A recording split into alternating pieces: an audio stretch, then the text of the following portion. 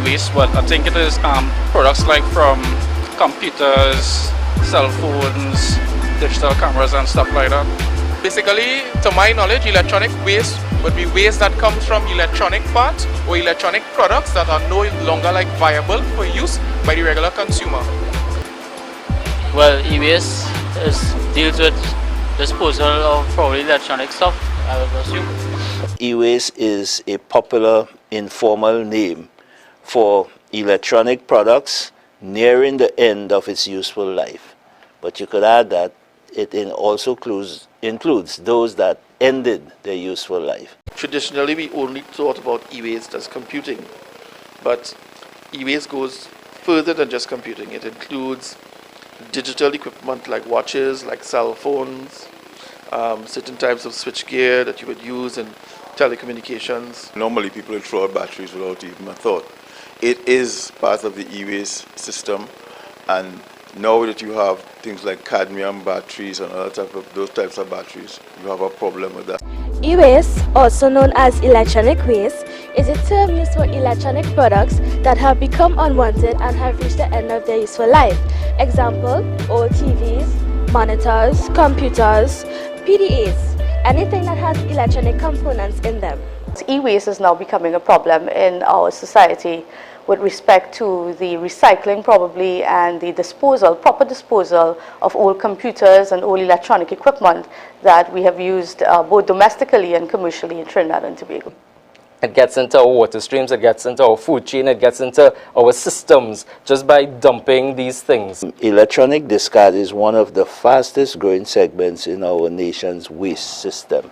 E-waste has become a very major problem for Trinidad and Tobago and small island developing states, which is SIDS, because their waste streams are not suited to the disposal of that type of waste.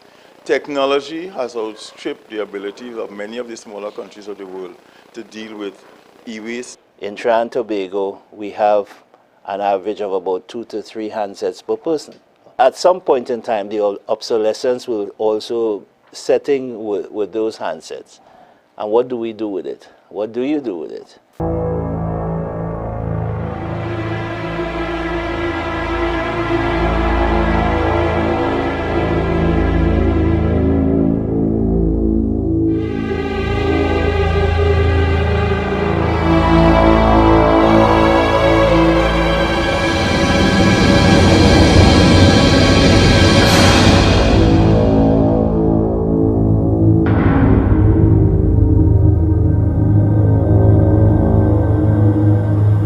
What are some of the chemicals secreted from e-waste? The three basic most toxic heavy metals that you can find would be mercury, aluminum and cadmium. You have a lot of heavy metals, things like lead, cadmium, flame retardants, plastics, and when you process these things they create something called dioxins, which is harmful to human health and the environment. So it can impact on your natural resources. It can impact on production workers. It can impact on residential areas near to the landfill site because these heavy metals leach out and they may affect your water courses or your water supply. Simple ways of finding out how it affects you. You start getting memory loss. For instance, you walk into a room and you say, what I came in here for, and then after 5 minutes, you say, okay, now I remember. They have what you call neuron receptors in the brain that send messages back and forth. And the heavy metals, they go into past the blood-brain barrier. There's a barrier that is protective of the brain, but they are able to because they are so microscopic in particles, they can get into the brain sides, into the brain, and they stop the impulses or electrical impulses.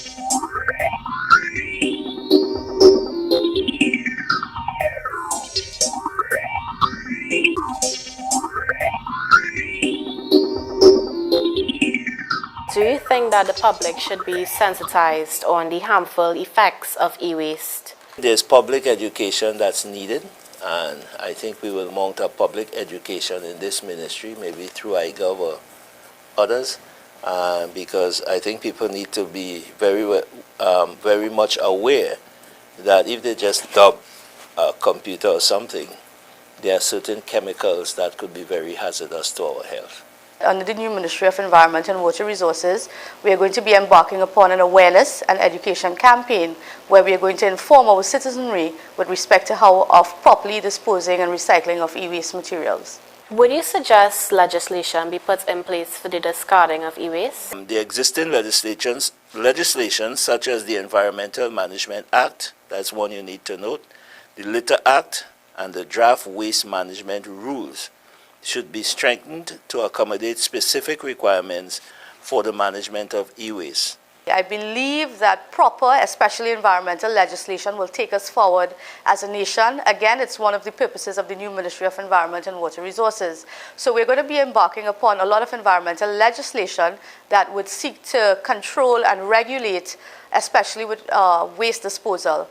Certainly, until there is proper legislation that mandates the proper disposal of units, then disposal of e-waste will not be always done in the most responsible manner because there is a cost to it. We don't want just our overall environmental e-waste legislation. We want specific and particular legislation and rules for e-waste. We are actually part of 3 international conventions, the Basel, the Rotterdam and the Stockholm conventions. The Basel Convention is really working in the direction of getting those who can best deal with the waste to deal with that type of waste. The convention is trying to do, through its PACE working group, is develop the right standards and the right technologies that would apply to that kind of waste stream recycling. Would you say that manufacturers can help in reducing e-waste? As part of our HSE program, Health, Safety and Environment program, we are very careful in disposal of much of our waste. Certainly things like batteries, for example, that's one example. Batteries are stored and then they're delivered to companies that are experts, so to speak, in the disposal of e-waste and other items. With the new generation of laptops that are coming in, we are hoping that we can engage in more than 1-year warranty so that after that 1 year, there will be some guarantee service to maintain the laptops even for a longer period of life. There are companies that specialize in disposal of units of electronic waste, and we do have contracts with companies like that, and we would pass them over to those companies and they would then take care of it. The e-waste materials can be collected and proper procedures put in place for the recycling of that. It could be something that the young people think about. One of the things that we've been trying to do at the Hub is to come up with a community capacity to dismantle the items in the first instance and then ship them off to more competent recyclers in the different areas. We are influencing the younger generations by contributing to e-waste. For example, placing an old refrigerator off the side of the road. Come on people, this is time to act now. Do not contribute to the improper disposal of e-waste. This is not the world we want to leave behind.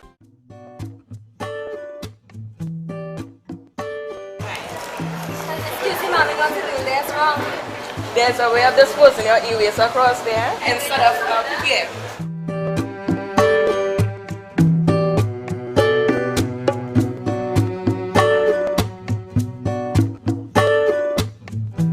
I first want to commend the Community Hub Project and the Bishop Centenary Girls for really embarking upon this. You have been going out of your way as students to ensure that this is a well-run activity, and I want to commend you all this morning for that. I'm very happy that this initiative has come to Bishop Centenary College, and I'm really very pleased with the performance of the girls. The future of Trinidad and Tobago is in your hands.